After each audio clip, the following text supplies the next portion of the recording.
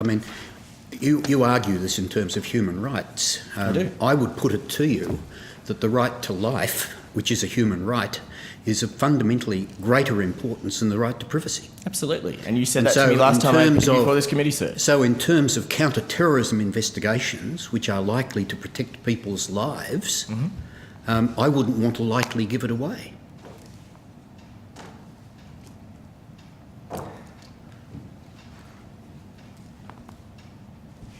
Of course the right to life is greater than the right to privacy. You said this to me last time I appeared before this committee, sir. And the reality is that, as I've said, there is an enormous amount of data already available to law enforcement and intelligence agencies. There are already very broad powers, as you would yourself be well aware, available to law enforcement and intelligence agencies. There are the data preservation notices, which allow them to order telco and ISP to retain both content and communications data on any person of interest for a 3-month period. Yep, in relation to a person of Our interest. point is not that this information is not valuable. Our point is that an indiscriminate, society-wide mandatory data retention scheme that's in relation to a person of interest. Far.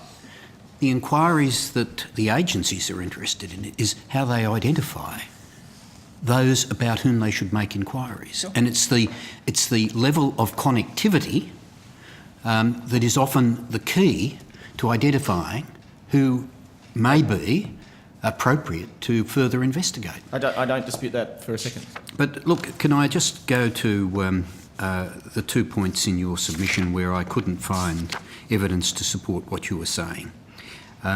First is, what would be a more efficient and inexpensive solution to achieving what the agencies need, that is, to identify people of interest that you are suggesting is available? As I've said a number of times, there is already a great deal of information available to agencies. They already have power such as the data preservation notices to ensure that data is retained. The reality is that this sort of what we can loosely term as signals intelligence will never be as powerful as the human intelligence that our intelligence agencies are really good at.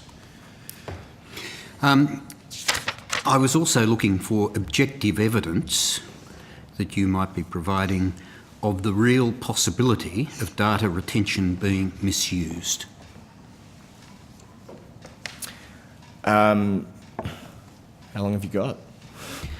Well, I mean, I read the submission. No. Looking That's a fair for question, the sir, objective, yep. the objective evidence of the data that is now retained being misused. Data is misused every day all over the world. We know from Edward Snowden that analysts within the National Security Agency in the United States routinely used this sort of information to stalk potential and current lovers. They even had a term for it. They called it love-int. And they only know that by their own admission because people told them that they did it. There was no other mechanism for this to be detected. We know there's an example from, I believe, Ireland, where a member of the Garda there, their federal police agency, had done the same thing, had used this sort of information to stalk a former lover. We know, for example, there's some evidence that, the Victoria Police has been, at least at some point in the past, infiltrated by bikie gangs. That sort of information being available to those sort of organised crime figures is a very real and very serious threat to the security of all Australians. David.